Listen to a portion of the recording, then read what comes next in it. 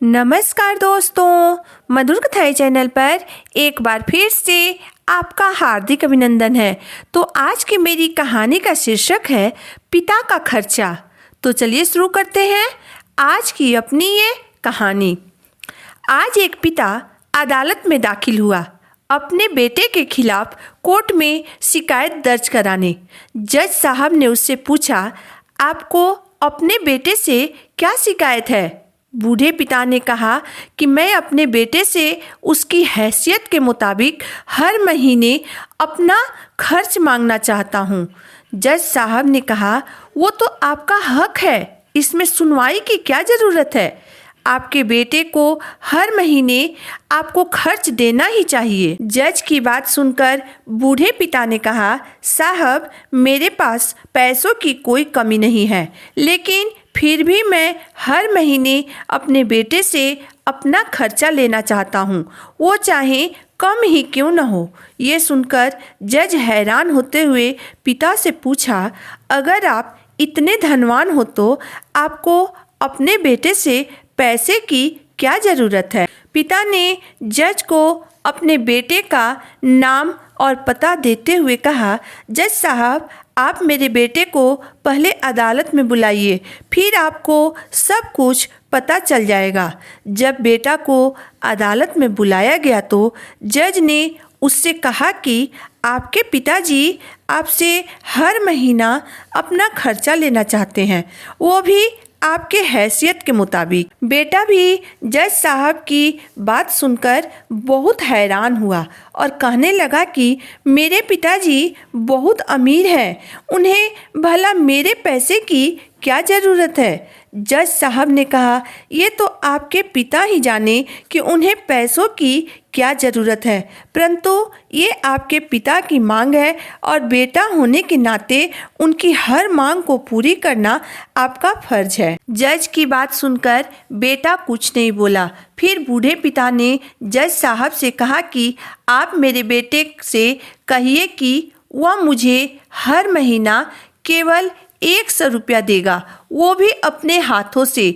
और हाँ, आप उससे ये भी कह दीजिए कि पैसे देने में वो बिल्कुल भी देरी नहीं करेगा। फिर जज साहब ने बूढ़े आदमी के बेटे से कहा कि तुम हर महीने 100 रुपये बिना देरी किए अपने पिता के हाथों में दोगे, ये आपको अदालत हुक्म देती है। मुकदमा खत्म होने के बाद जज साहब ने बूढ़े पिता को अपने पास बुलाए और उन्होंने उनसे कहा, अगर आप बुरा न माने तो मैं आपसे एक बात पूछना चाहता हूँ। आपने अपने ही बेटे के खिलाफ ये मुकदमा क्यों किया?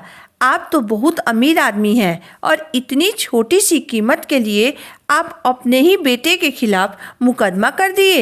ये सुनकर बूढ़े आदमी ने रोते हुए कहा, जज साहब मैं अपने बेटे का चेहरा देखने के लिए तरस जाता हूँ। वह अपने कामों में इतना व्यस्त रहता है कि बरसों गुजर जाते हैं, परंतु न ही उससे मिलना हो पाता है और न ही बात हो पाती है। मेरी आंखें उसे देखने के लिए तड़प उठती है, यहाँ तक कि उससे फ़ोन पर भी बात नहीं हो पाती है। जज साहब मैं अपने बेटे से बहुत प्यार करता हूँ, उसे कभी भी अपने आँखों से ओझल नहीं होने देना चाहता हूँ, इसीलिए मैंने उस पर यह मुकदमा किया ताकि मैं हर महीने उससे मिल सकूं और उसे जी भरकर देख सकूं।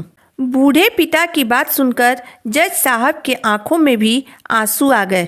जज साहब बोले, अगर आप मुझे पहले बताते तो मैं आपके बेटे को आपका ख्याल न रखने के जुर्म में सज़ा दे देता।